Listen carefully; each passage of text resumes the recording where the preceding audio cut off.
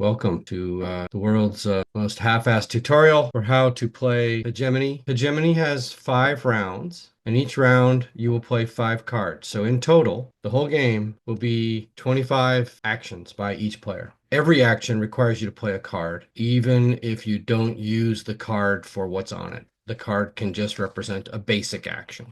In general, when you look at an event on a card, it's typically keyed around a basic action. So one basic action might be for the capitalist class, start a new business. And the event card might say, start a new business and receive 10 money from the state as a subsidy. So it's a better way to do start a new business, but you always have start a new business available to you as your basic actions. There's a little bit of setup each round. The working class is the red player here. The middle class is the yellow, the capitalist is blue, and the state is sort of a whitish gray. Turn order is working, middle, capitalist, state. And then sometimes we do it in reverse turn order, so we'll go state, capitalist, middle class, working. But we'll start playing events in working class order. And I know I'm being really vague about what it means to play an event. I sort of want to first talk about the structure and put what you do into a box, and we'll talk about that in a bit. So the working class will play a card and either use it for its event or you do a basic action. On every turn, always, you can also always do one free action. And you can do that free action before or after your event, your card-driven action. If for the working class, the free actions are use healthcare. But so there's a basic action, which is buy goods and services. And the basic action would let you buy some healthcare. So a typical turn will be do a basic action and then do the associated free action. Buy some healthcare, use some healthcare.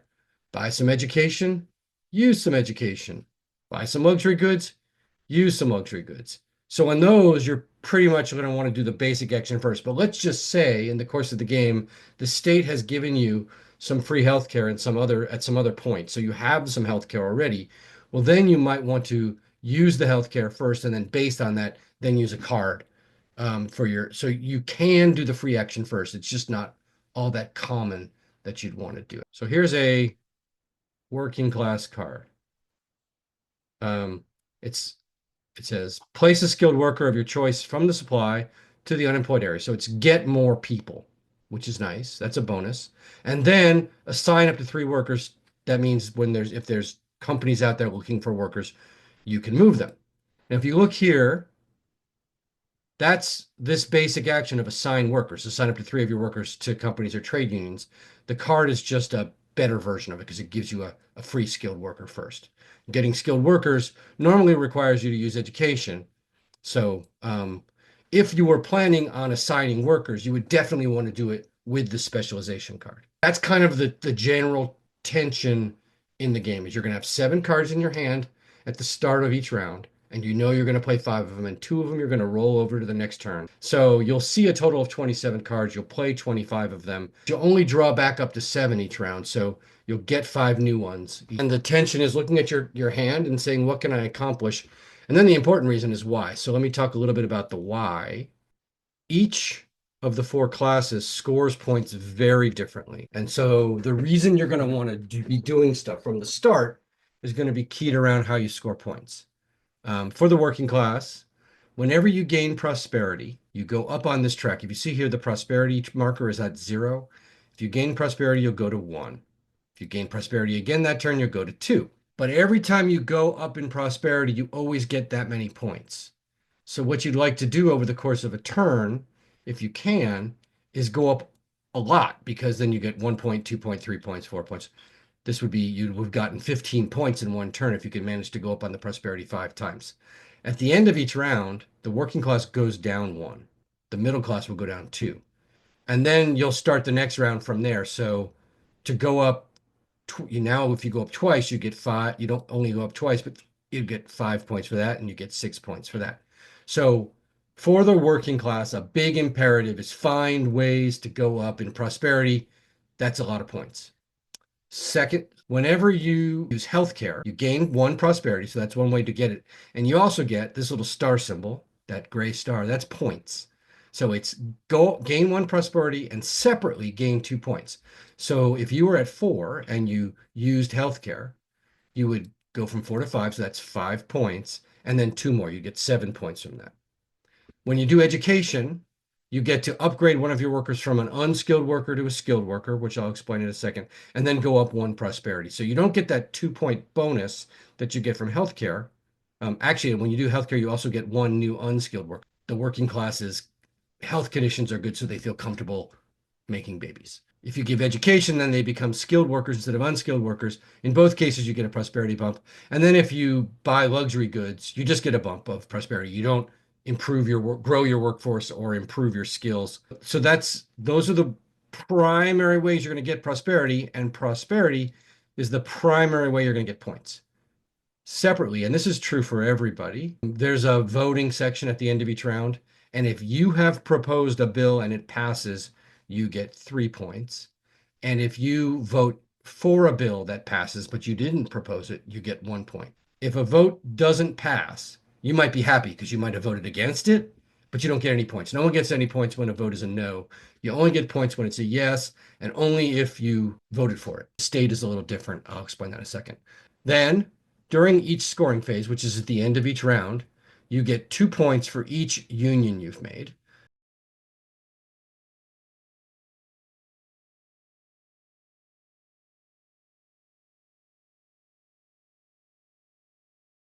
Scoring phase, which is at the end of each round, you get 2 points for each union you've made.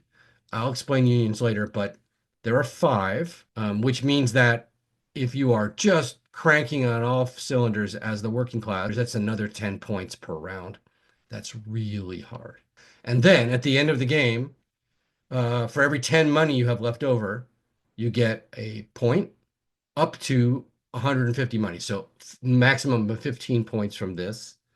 And then finally, there's some voting. And if the votes end up on the working class favoring column, all 5 of them, you'd get 18 points, and then 12 if, and so if you only get 1 of them, it's 1.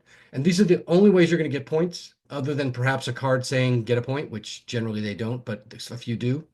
So these are the working class goal, is to use their 25 cards to find ways to boost their prosperity, to make some trade unions, to propose bills that pass, and generally that are end the game with the bills in the working class's favor. If you know that's how you win the game as the working class, that's also how you win the game as every other class, except the things you do are very asymmetric.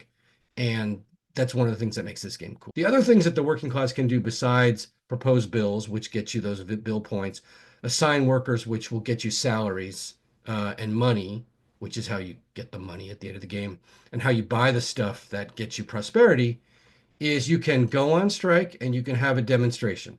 These are 2 things, especially going on strike, which I think you are better off threatening to do than actually doing. If you go on strike, 2 companies where you work will essentially become non-productive. Either the middle class or the capitalist class are going to lose money in production, and they're going to be unhappy. But you're going to also not get paid. So this is like one of those guns that you're better off pointing but not shooting if you can avoid shooting it. But sometimes people will call your bluff, and then you have to do it. There's a rule here which says that it has to be non-committed workers. But whenever somebody starts a new job, for whatever reason, whenever the first time you move to a new company, or if you get a raise, you are committed to that company for 1 year. It's like a lease at an apartment where you sign a 1-year lease and then you go month to month. Here it's you sign a 1-turn employment contract and then you go turn to turn.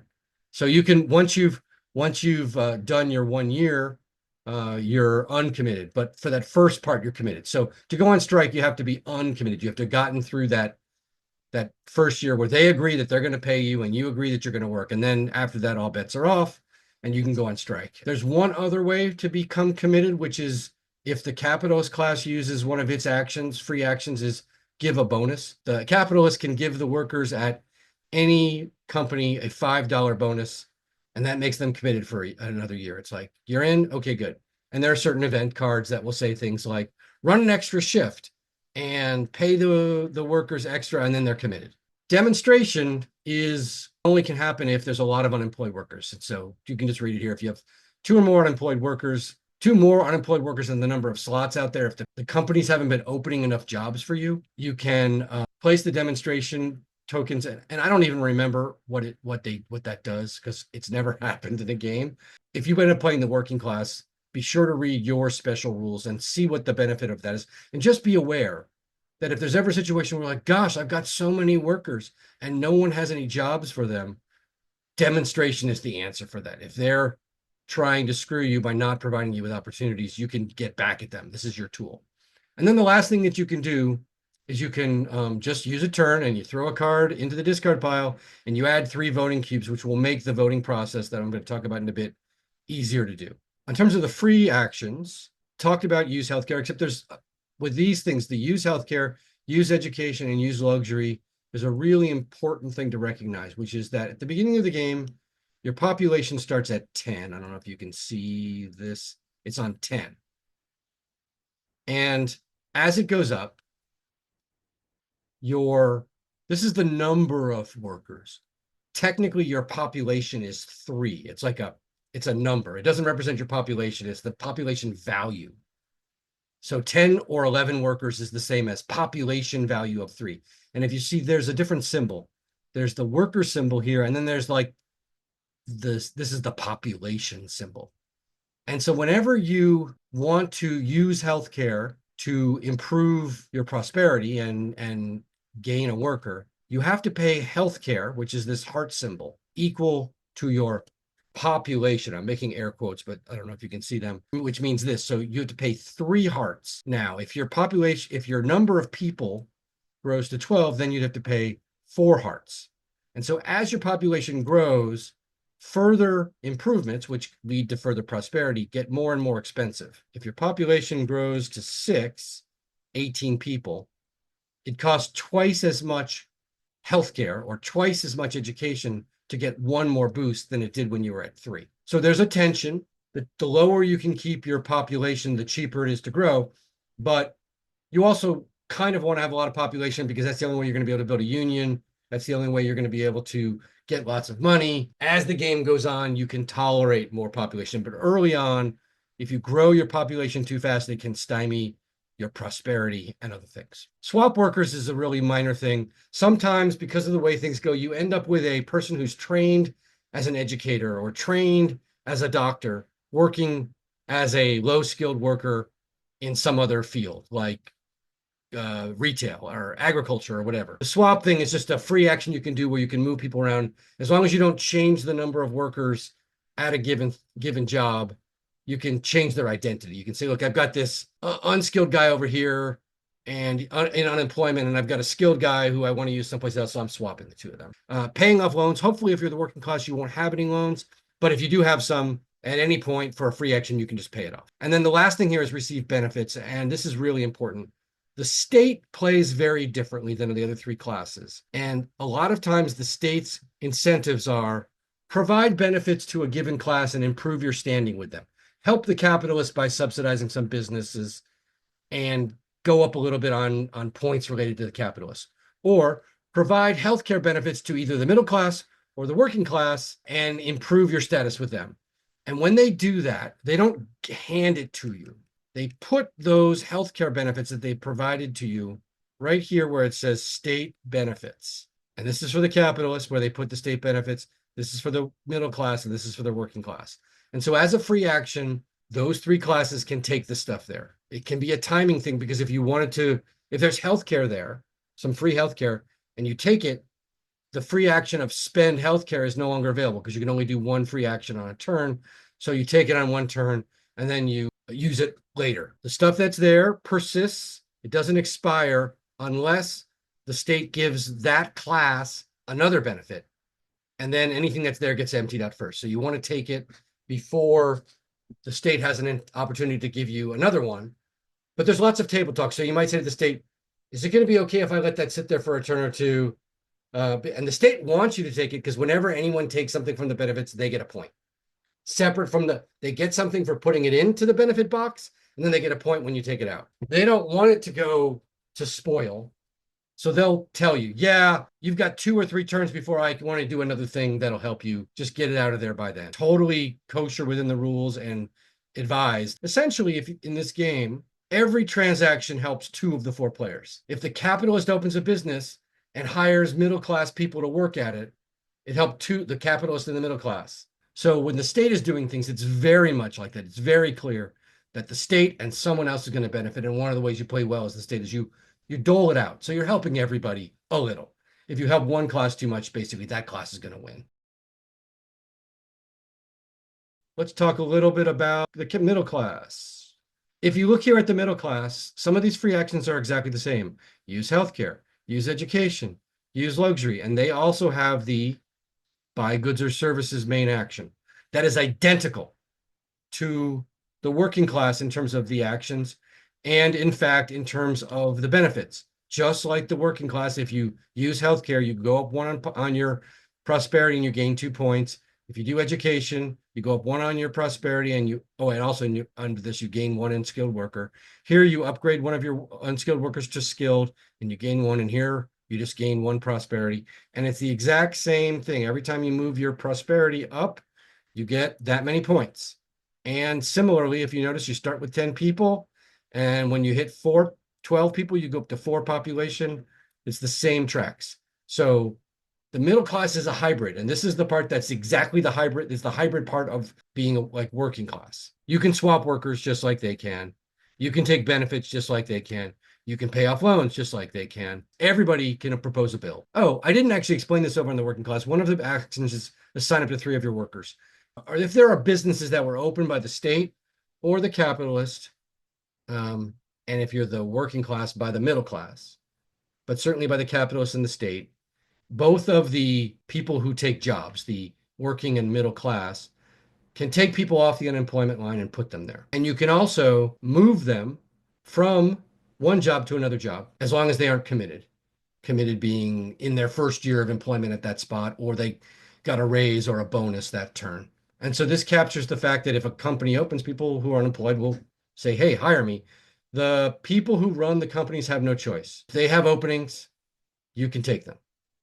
You have to meet the requirements of the business, though. So let's take a look at what a business might be. This clinic is a capitalist business. It's hard to tell, but this is a white space and this is a gray space. All of these are gray, the second one. So you can tell that gray is different than green, gray is different than blue, gray is different than yellow. Gray here is different than white.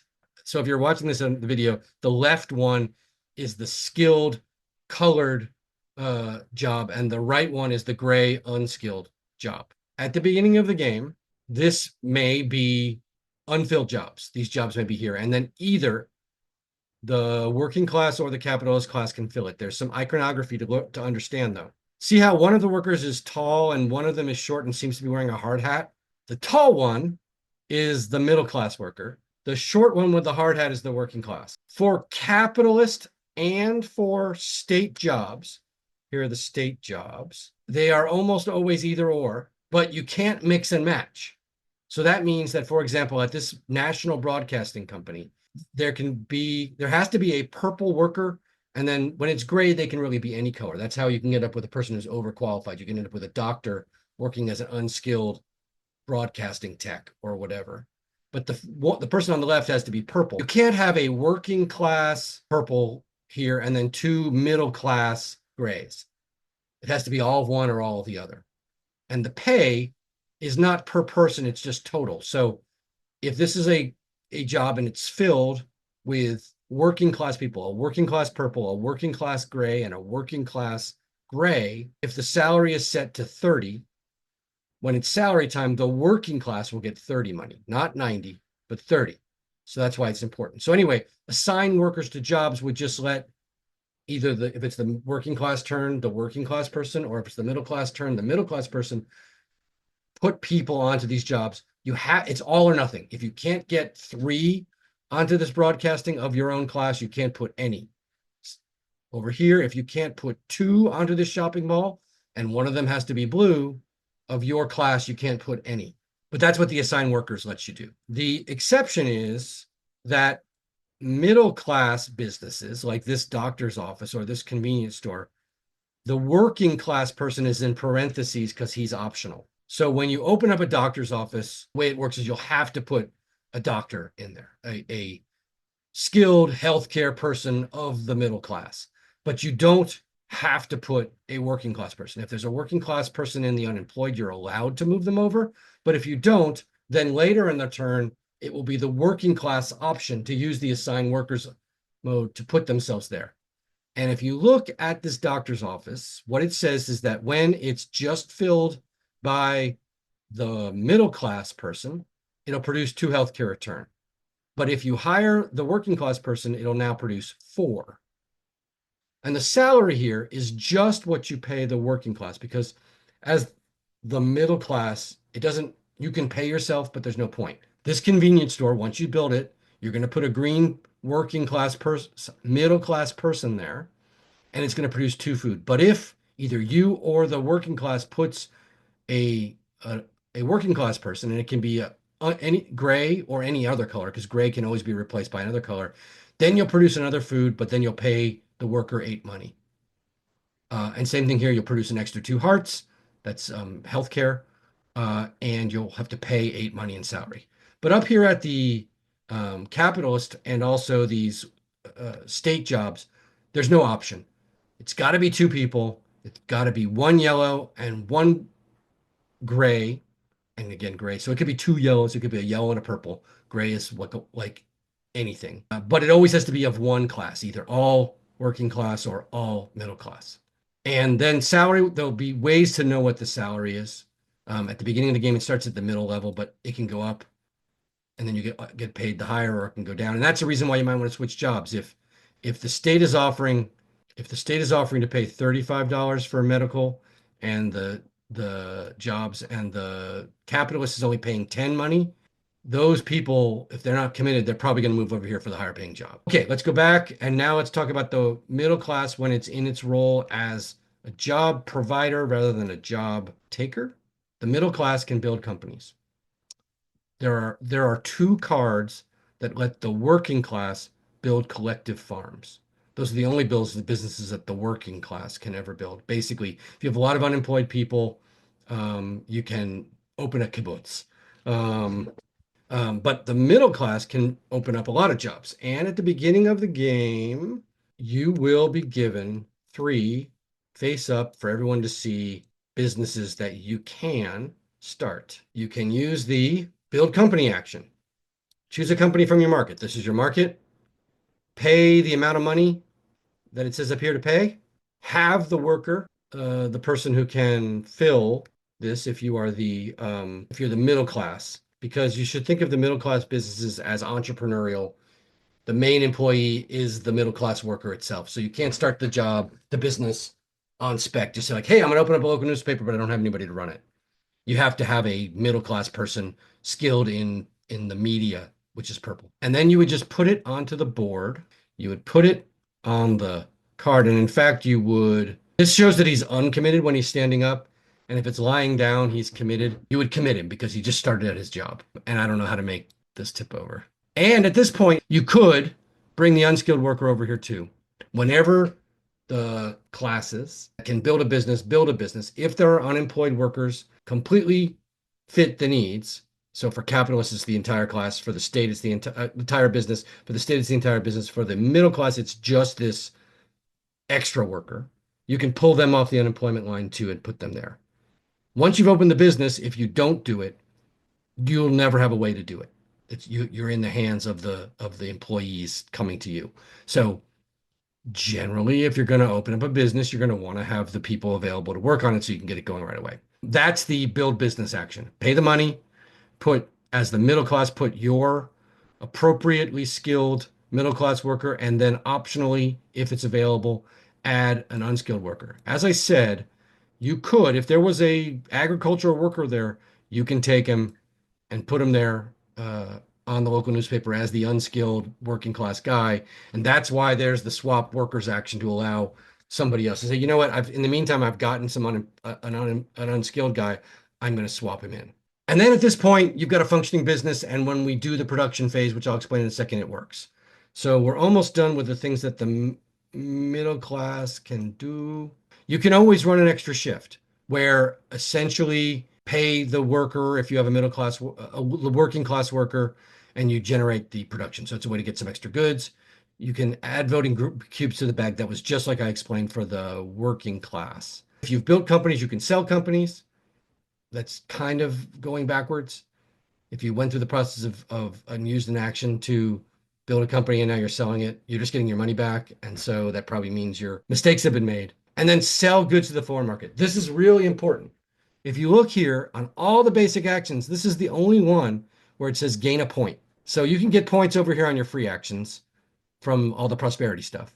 But the only basic action you can do that gets you points is sell to the foreign market. At the beginning of the game, you start off with a very small amount of healthcare and food already produced that you could sell. You could run an extra shift during a turn and produce some more of them. At the end of each round, you will produce. But so at a given moment, if you have some stuff to sell, there will always be a card right here on the exports. There are always 8 export deals available. And both the middle class and the capitalist class can, on a single action, so for a single card play, export. And you can do each one of these deals once on that one turn. So you could do up to 8 deals, but you have to do them exactly. So you can sell 2 food or 6 food, or you could do both. So you sell 8, but you can't sell 3 food. When the capitalist does this, you just get the money. When the middle class does it, they get the money and 1 point for every deal they do. So up to 8 points. For each transaction performed, gain 1 point. The time I saw the middle class run away with the game, he just exported like crazy. Middle class, kind of 3/4 to a half to 3/4, just like the working class, and the other parts are basically a version of what the capitalist can do. So let's talk about the capitalist. Proposed bill is the same as everybody's had before. Apply political pressure was the same as everyone's had before. Build company is almost the same as what we just talked about for the middle class. Except that unlike the middle class, you do not have to be able to staff it. The capitalists don't have any workers. So there's no like boss person that has to go into the business like the middle class. Instead, they just pay the money. They have 4 businesses at the beginning of the game, but we can just look at one. Pay your 16 money, put the business out there. If on the unemployment line, there's a matching pair, either 2 working class or 2 middle class workers, one of which is blue and one of which is any color, gray or otherwise, you can staff it right away and boom, it's up and going. They're committed, they're working for you, and at the end of the round, you're going to make 6 phones, which are the luxury good symbols. If they're not, then later, and you'll pick a wage. It'll be in some part set by what the minimum wage is in the game, which I'll talk about in a second. And that at the end of the round, you're going to pay the wage, you're going to produce the phones, and then you'll have them to sell. If you get the card that lets you do automation, which is what this little gear means, you'll automate this shopping mall, and you would produce 2 more luxury goods on it without having to pay any more. If there's ever a situation in which one of these workers goes away and isn't replaced, the other worker also goes to the unemployment line, because these businesses can only be fully staffed or unstaffed. They can't be partially staffed, unlike the middle class ones. And if they're unstaffed, then you don't pay any wages, but you also don't produce anything. Similarly, you can sell the company, just like I said. And again, that's probably a fail because you are using 2 actions to get yourself back to where you were when you began with. Similarly, you can sell to the foreign market, which is what I just said, except you don't get a victory point. Notice there's no victory point there. Now, business deal, this is different. Unlike the middle class who can sell overseas by exporting, you can also buy from overseas by importing. And depending on the level of our government view on foreign trade, there might be 1 or 2 business deals here. And these business deals are once per turn. So of your 5 actions on a turn, one of them could be to do a business deal, and you would pay 40 money and get 10 luxury goods. There might be a second one here. This is all or nothing. For 60 money, get 5 food and 6 luxury goods. And if you've done this one, we'll flip it. You can still do this one on another turn. We'll flip it. That's it. You can only do as many deals as are available based on our current political situation. Those goods can either come down here into your storage. If they do, and there is a tariff set, you as the importer have to pay the tariff. They are a tax paid by an importer for the right to import, and it's paid to the government. Tariffs are right here, which is how the game starts. there's a 3 money tariff on luxury goods. So for every luxury good you import, you'll pay 3 money to the state in addition to whatever you pay. And you bought 6 luxury goods, you'd have to also throw 18 money into the state's coffers. And then for the food, you'd pay 5, you'd have to throw 25 money. So that makes it a lot more expensive. So as the capitalist class, you have access to this free market card. And when you buy stuff overseas through a business deal, you can store it in like a free market zone. It never actually enters the United States. Think of it as like you buy it in a foreign country and you just leave it there. Up to 8 food and 12 luxury goods can be stored that way. And then those can be sold in the export deals, keep selling them to that's back into that country or some other foreign country without paying a US tariff because you never bring it into the US. But if you choose to bring any of this business deal into the US, you pay a tariff on the entire thing. So even if you store 6 of the luxury goods and 4 of the food overseas, if you bring 1 food in, you're going to pay a tariff on all the stuff. So do it all or nothing. This is limited to 8 and 12. Your own storage is limited to 8 food, 12 luxury goods, 12 healthcare, and 12 education. One of the free actions of the capitalist class is to pay 20 and build storage. And when you build storage, you put this here. So now your ability to store food is not 8, but in fact 16. Double whatever capacity is. You can't double the free trade zone though. So the business deal is how you get stuff and how you pay tariffs. Those are your basic actions that you do. Let's talk about the free ones for a second. This one is also available over here on the middle class. Adjust wages, free action, adjust prices, adjust wages. See those two? It's also over here. And the capitalist is more likely to do this. So we can talk about it now. You can adjust prices and adjust wages. All of your goods have a price at the bottom. It's set in the middle at the beginning. If you think that there's going to be a high need for food for a free action, you can set the price higher. You can change one or all for this action. You can go up or down. This one could go up. This one could go down. These two could stay the same.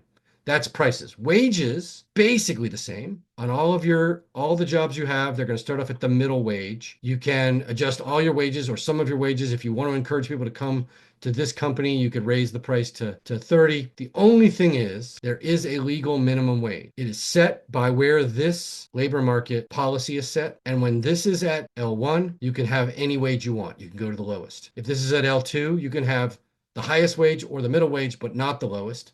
And then this is at L3, the minimum wage is equal to the highest wage. So you have to pay the highest wage. As the capitalist, you're going to tend to want to vote for lower wages. The state might want lower wages because the state has to pay wages too and follow the minimum wage law. So they might be your ally in this.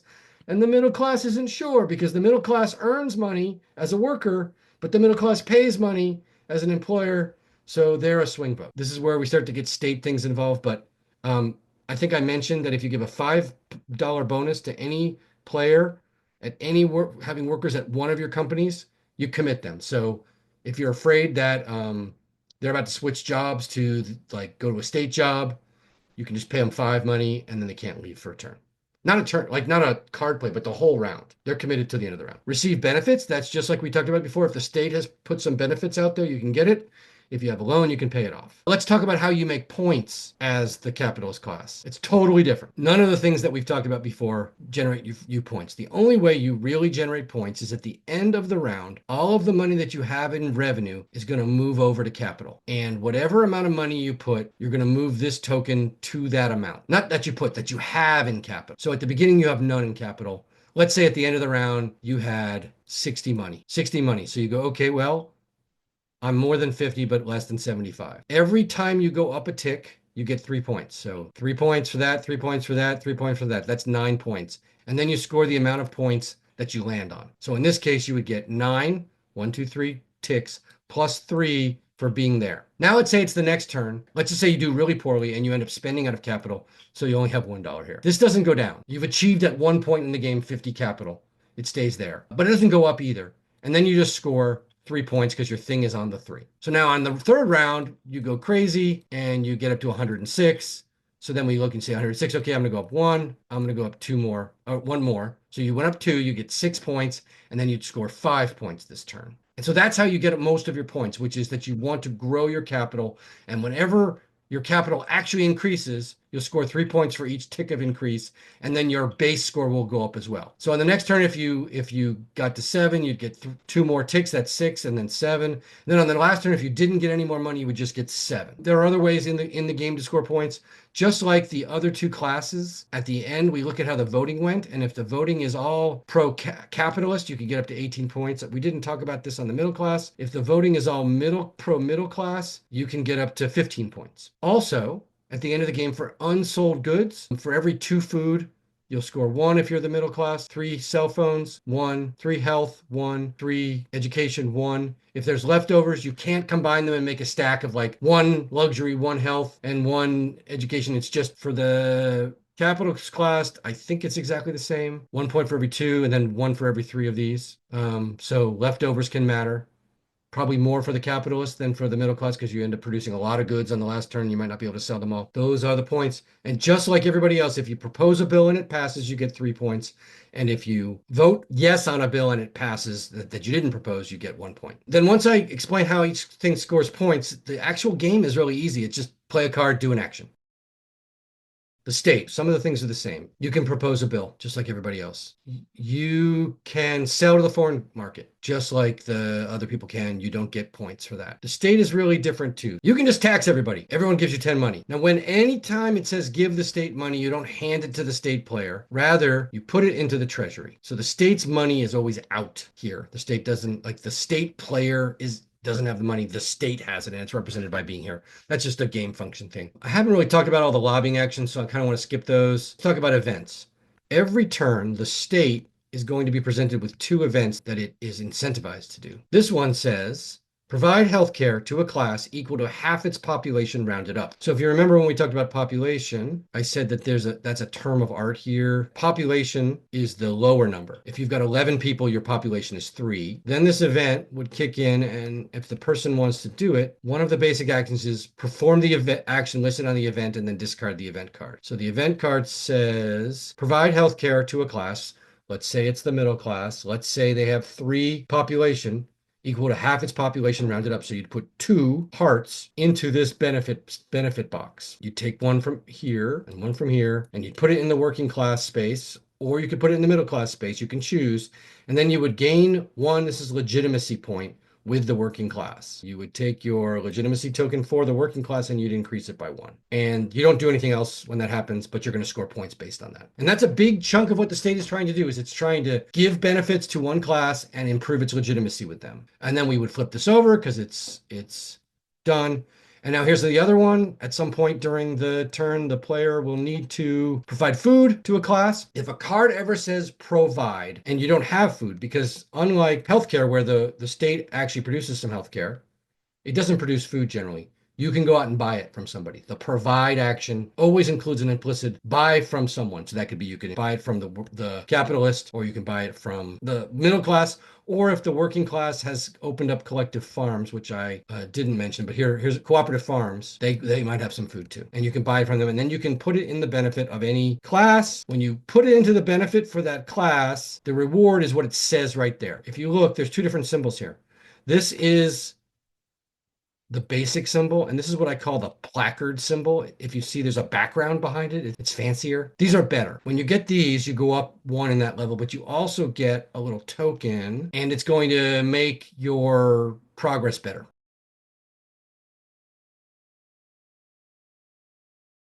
Out of the 5 turns that the state does, almost certainly 2 of them are going to try to be these 2 actions.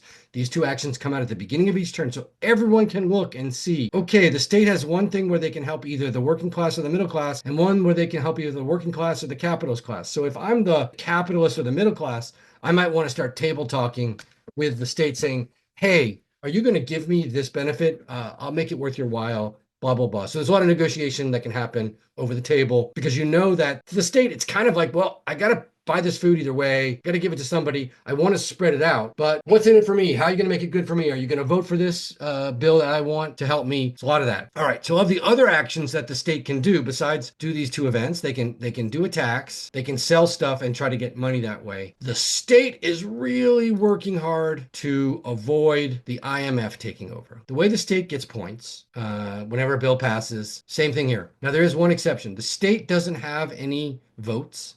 The state can't itself vote. The state only has influence, which are these purple things.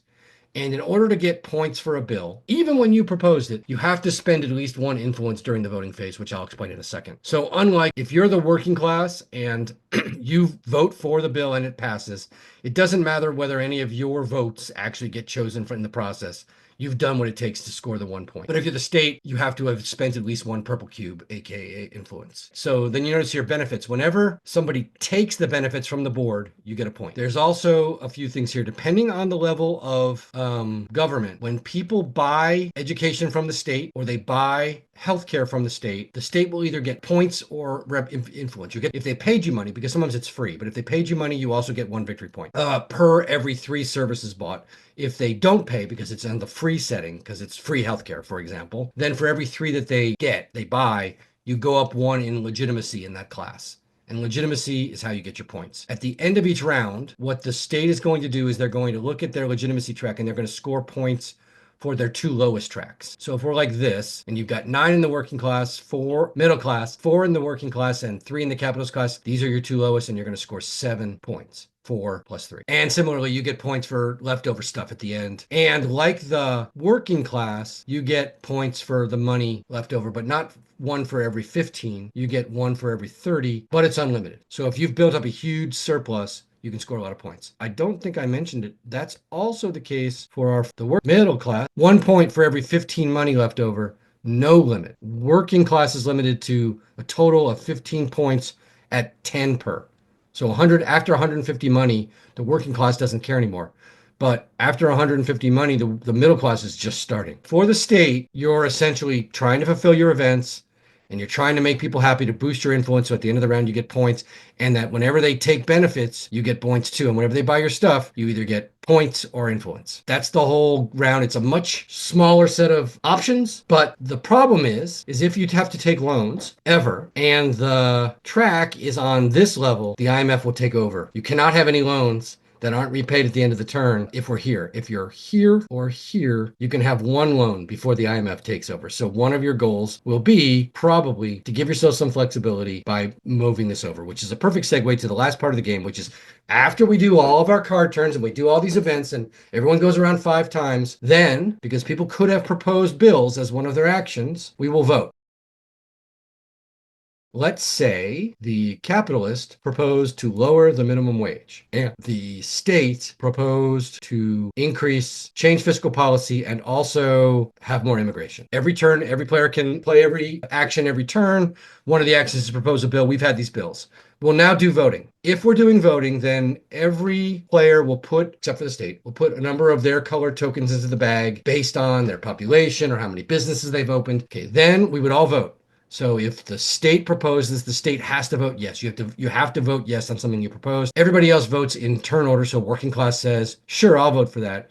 Middle class says, sure, I'll vote for that. Capitalist class says, no, I'm not voting for that. So we have these little vote tokens. They voted against it, and then everybody else voted for it. There would be 3 of these things over here, and we would pull out of the bag 5 cubes. So if you look here, I drew 3 blues, 1 red, and 1 yellow. Red is working, yellow is middle, blue is capital. So right now, this vote is 3 votes against because the capitalist class voted no, 3 blue, and 2 for. For the bill to pass, it has to tie or win. So right now it's losing. It's losing by 1. Everybody then takes all of their purple cubes. First you announce, I've got 1 cube, I've got 3 cubes, I've got 4. So everyone knows what your possible votes are. Puts them under the table, and then simultaneously you reveal how many purple cubes you want to spend. Each one of those is a vote. Now, the state you can count on generally spending at least 1 in favor of any bill that it proposed or it voted for, because otherwise it can't get points. So let's just say the state did throw in its vote. So now it's 3-3 because we've got 3 no votes, 2 yes votes, and 1 influence. But then it depends. If the capitalist took its influence and voted no, now it would be 4-3. And this is all simultaneously. So essentially we go through this. Let's just say they decided not to spend their influence. So it's 3-3, ties win, it passes. The state proposed this bill, and the state did use an influence, so the state gets 3 points. The working and middle classes both voted for it, so they each get 1 point. The capitalists voted against it, so don't get anything. You never get anything when you vote against it, even if you win the vote by having it be a no. And then we've done this, and so then this will move over here, and policy is going to change as a result. Don't have to worry about that now. Now here, the capitalist has proposed lowering the minimum wage from middle to low. Do the same thing again. Capitalist says, I am for this because I proposed it, so I have to be for it. And then the working class says, no way. So they vote no. Then the middle class is like, you know what? I don't want to pay my workers a lot either. So they vote yes. And then the state says, I don't want to pay my workers a lot. So they all vote yes. We draw another five from the bag. All right. So it's two opposed and three in favor. So it's going to pass unless the working class can muster more than one. It needs to have two to break the tie. They only have zero right now, so this is going to pass. We would nevertheless allow the people to put their, oh, actually, the working class does have one, but it still wouldn't matter. We would nevertheless allow people to put their things under because the state needs to sometimes throw in a purple cube, even if it's a foregone conclusion, but we'd vote. So this one would go down, right? Whenever a wage changes, as an optional action right then, the people who have wages can change them. All the wages could go down now because they were capped at middle. Now they can go down to low. Everyone can take a free action to change their wages. If it goes up, everyone has to raise their wage to the new minimum if it's below it. The other three things kind of work the same. Taxation, I'm not going to explain how taxation works except for you to say that when it's like this, the capitalist pays almost no tax. And when it's like this, the capitalist pays a ton of tax. Now, the middle class pays a ton of tax and the working class also pays more taxes, but the capitalist is the one who is most influenced by the tax rate. You can think of the taxes are sort of progressive, but as they get pushed down, they become flatter and flatter. And I have been in games where when it's like this, the working class is paying more in taxes than the capitalist class. So this one sets the base level of tax. This affects both how expensive healthcare is when provided by the government. Here it's 10. Healthcare or education, here it's 5. Here it's free, but it also affects taxes in a complex way. So you'll oftentimes see the state kind of maybe wants to have their stuff be cheap enough that people want to buy it from them, but maybe not free, but maybe free because when it's free, they get influence, and influence is how they get points. But when it's cheap, they get money. When it's expensive, the private market can underprice them pretty easily, and then they may not like that. Whereas the capitalists might want it to be expensive because it lowers their taxes and it makes the government provided services less competitive. Anyway, we voted on this. It passes. The only other thing that got voted on was the state proposed to change immigration. The reason that these are on the side is just that when we were talking about ending game points, there's 5 that are important for those end game goals. See how it says socialism there and neoliberalism there? The socialist ones, the policy A's, that's what the working class wants to end the game on. If the working class ends the game with all the votes over here, they'll get 18 points. If the capitalist class ends with all the votes over here on the neoliberal stuff, I can't remember if it's at 15 or 18, but they'll get their maximum point. I think it was 18 also. And then if it ends up in the middle class gets 15 points, gets their maximum, whatever it is.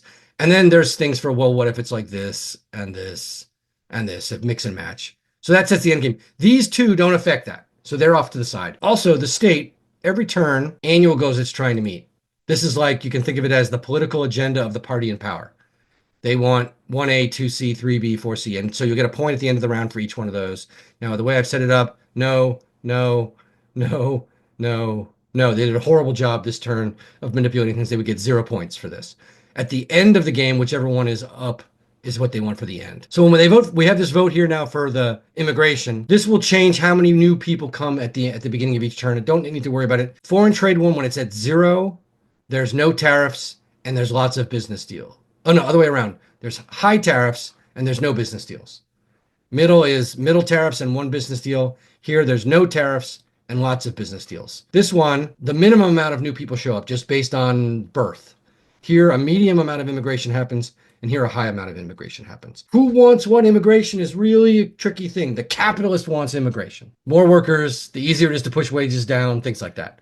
The state probably wants more workers. The more workers, the more taxes are being paid. But for the workers, it's a little, well, I don't know. Influence. There are these purple influence cubes. The state produces a few of them, and one of the actions that capitalists can do is lobby. You can spend 30 money and get 3 of these cubes from there. If there aren't any there, you can't do it. So the more purple businesses the state has, the more purple cubes will be there. There are actions that allow the state to move stuff from its supply to its like personal supply.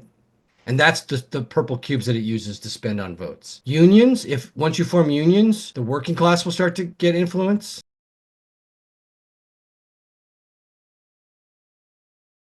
See how it says here you get, for every union, at the end of each round, you get 2 points and one purple cube. The middle class, they don't have any specific way to get influence, but they can get it by card play. I feel like that's all of the mechanics of the game. I went too deep. I apologize, but let's just pretend we're the working class. Let's just draw a hand of 7 cards. Almost every one of these cards is either a fancy way to do one of your basic actions, or a way to do something that you normally can't do with the basic action, but somebody else can do. So like this one, get 1 money for the state for each of your employed workers, then buy goods and services. So that's just like the buy goods and services action, but you also get some money from the state. And for every 10 people, not population, but 10 people, that's the people symbol, the state will get 1 influence. So the state is happy you did this. You take some money from the treasury. Here's one that just lets you add voting cubes to the bag, which is the same as you can apply political pressure, add 3 voting cubes to the bag. But this is a card that lets you put more voting cubes if your population is more than 3. Signing bonus, assign 4 unemployed workers from each, and then for each worker get some money. That's the same as assign workers. But it's 4 instead of 3, so it's better, and you get some money. This one is like get some goods, but it's specialized to luxury goods. This is a special way. If you look at this card here, it says take some cubes from the bag and place them with yours. So it's a sort of a fancy way to get more influence in the votes. Extra shift. This lets you do something that you normally can't do. You can force a public company to do some production and get some money, and then they get some stuff. And then here, you can get 3 influence from the state for 15 money where you normally couldn't, because normally the only way the working class can get influence is by having unions. That's what cards are like. They're either do an action better, do an action that you couldn't normally do that somebody else normally can do, or don't do the action on the card at all and just do a basic action. 5 for we do 1 working class, one middle class, 1 capital class, 1 state. Do that 5 times. Then we do votes. Then we do some intern stuff, figure out income. I guess I'll very quickly do one more thing, say that how the income phase works. We're going to go in reverse turn order. The state is going to find all of its companies that have workers on it. Again, they have to be completely full. There's no partial filling of state or capitalist things. Let's just say that the wages on the middle, this is a working class job. The state is going to give the working class 30 money and produce 6 healthcare. If this one's not filled, it won't do it. If this one is filled with middle class people, it's going to give the middle class 30 money and produce 4 influence. Then we'll do the capitalist. So now the cool thing is the money some money went to the working class, some money just went to the middle class. Now the capitalists will do it. If the capitalists cannot, or the state cannot pay wages, they have to take a loan. Fine, they take their loan. You do this, they produce their stuff. We get to after we do the capitalist class, we do the working class. You've just gotten paid for all your jobs. So you almost certainly will be able to pay any working class people you have working at your businesses. But if you don't, you also take a loan. You don't pay yourself, and then you produce the goods. Either the small amount if there's no working class there, or the big amount if there is a working class. Same thing on the capitalist. If there's automation, you get the extra bit. And then we go to the working class. If you have a cooperative farm, they produce. Then you'll all meet your needs. And meeting your needs means feeding your people. So if you don't have enough food, working class, you'll buy food from the export market or the other people who produce food. Then we'll go to the middle class. They'll do the same thing. The middle class can buy from themselves if they produce food. So they don't have to pay for it, because you pay for it, but you get it. So it's the same. And then if they don't have anything else, they'll pay for food. The capitalist doesn't have to eat because they eat money, and the state doesn't have to eat because they eat taxes. And then the round's over, essentially, with some little housekeeping that you don't have to worry about. The game master or whoever running the game will handle it for you and walk you through it. We'll do that 5 times. We'll have 5 sets of votes. We'll have 5 sets of feeding your people, paying your wages. Points will go up. The state will go up pretty fast and steady. The working class and the middle class will kind of go up pretty steady. The capitalists will be very backloaded on their points. They score the most points in the last round if they're doing well, because their capital just accumulates. Any loans that are left over will be negatives. Any foods that are left over will be positives. Generally, one last chance to pay off your loans, and the game's over. I have played this with 3 other knowledgeable people, and we finished the game in 2 hours and 45 minutes. I have played it with new players, and it took 5 hours. It should not take 5 hours. It really, really shouldn't. If it were 4 me's playing, it would take an hour and a half. Card, do your thing. But yes, you have to negotiate a little. So there's some of that. And then there's also the fact that people get a little analysis paralysis. So I would encourage you, when it's not your turn, be thinking about your next turn so that when it does come around to you, unless the board state is radically changed, you can go. And so the game doesn't become, the game is so much more fun when it's peppy. And I think that's it for now. I am sure I forgot something. I didn't explain immigration very well at all, but it's easy. And the lower down on this chart the immigration is, the more people you get, which is a curse and a blessing for the working middle classes and generally a blessing for the other two classes. Thank you so much. Appreciate your patience with me.